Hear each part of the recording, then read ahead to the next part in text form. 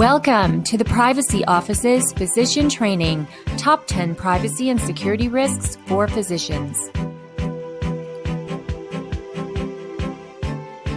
Ask the privacy officer? No, because she'll tell me what the policies and procedures are.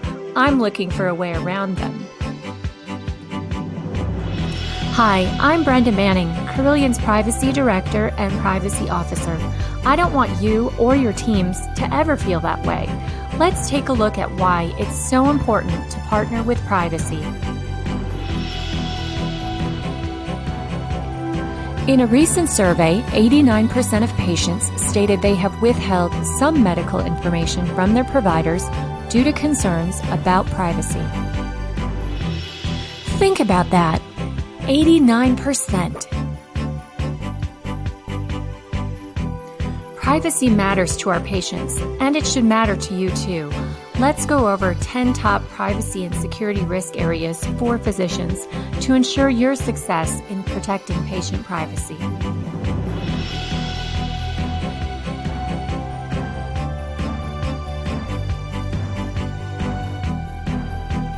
There are two key rules for access to all confidential information at Carillion.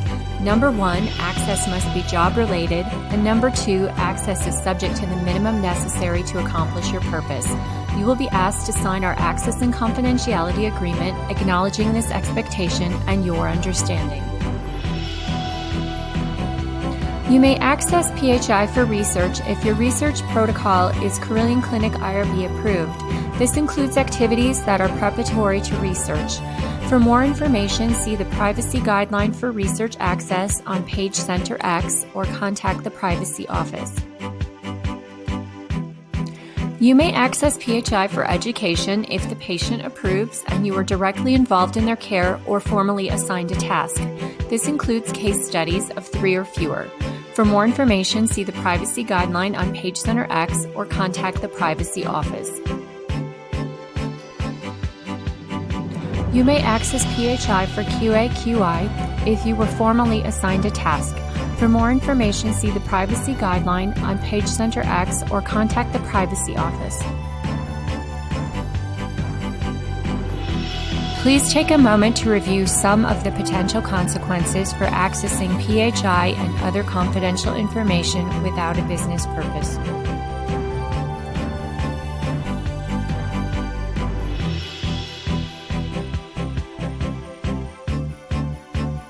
In the event of a HIPAA breach due to inappropriate access or another cause, Carillion is required to notify the patient as well as the Federal Office for Civil Rights. Breaches expose Carillion and those involved to potential legal action. They also harm Carillion's great reputation and erode patient trust. Please be assured these consequences are not meant to scare you or your teams. Rather, they are being shared to set expectations about how serious we take privacy at Carillion and to help everyone on the path to success.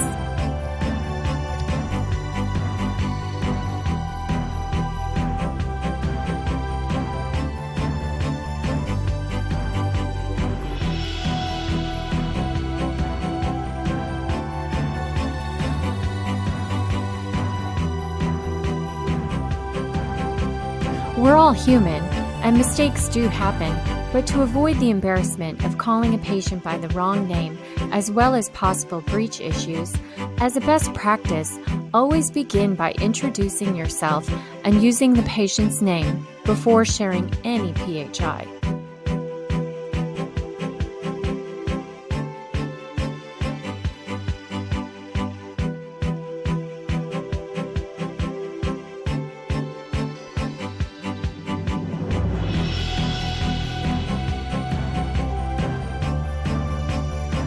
Don't assume patients want their PHI shared with visitors or the person accompanying them to an appointment. The person may not be involved in their care, and/or the information may not be something the patient wishes to disclose. As a best practice, ask the patient before you share PHI with visitors.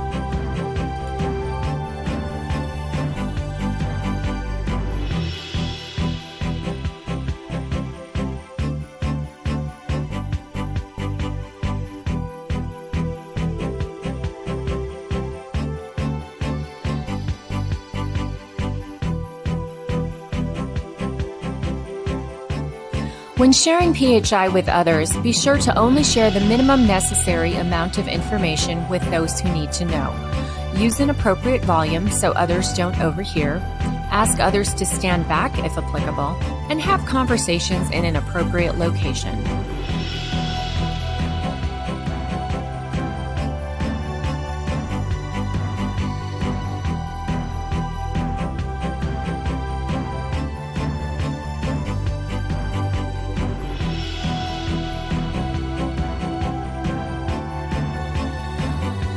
You're responsible for everything that happens under your access. Access includes things like Epic, email, prescription pads, badges, and keys.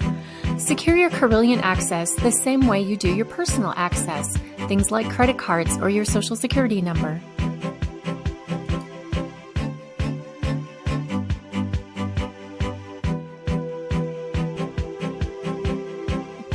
Is this patient identifiable?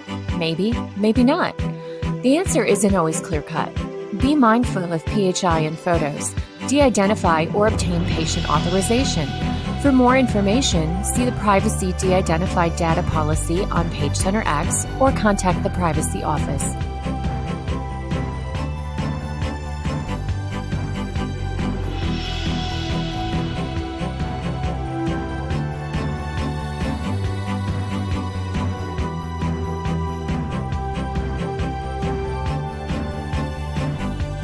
Let's go over this SMS texting example.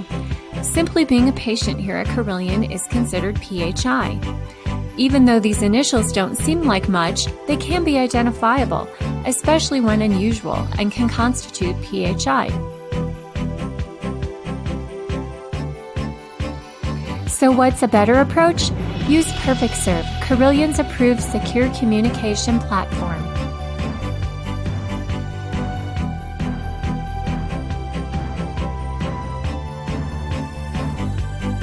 Misdirected PHI is a leading cause of HIPAA breaches at Carilion that can be prevented by following some basic safeguards.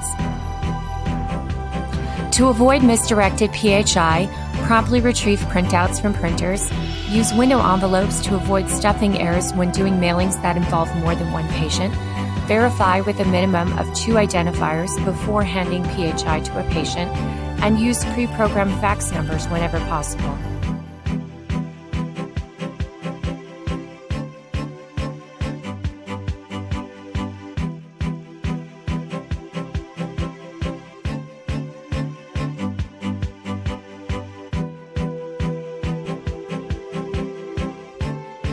Here are some ways you can protect your electronic devices and the information they contain.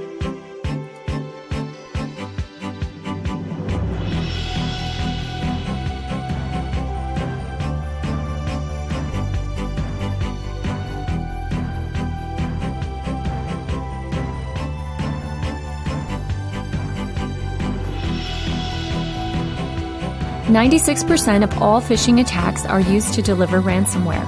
92% of phishing attacks are successful in healthcare, compared to 14% in the financial industry. 85% of all ransomware attacks in healthcare are successful. Ransomware is 100% preventable. The cost to recover from a ransomware attack is $3.7 to $13.1 million. If you believe you've received a phishing email, don't click on anything. Forward the email to phishing@carillionclinic.org. Now let's go over an example. The next slide contains an actual example from the FTC website.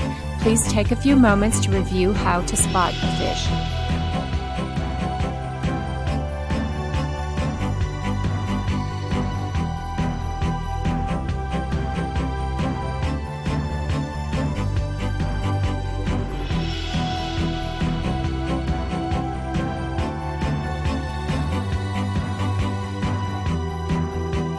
Thank you for participating in today's training. Be sure to partner with Privacy. We're here to help you be successful in your role. Contact us at privacy@carillionclinic.org or on the Integrity Helpline, where you may remain anonymous.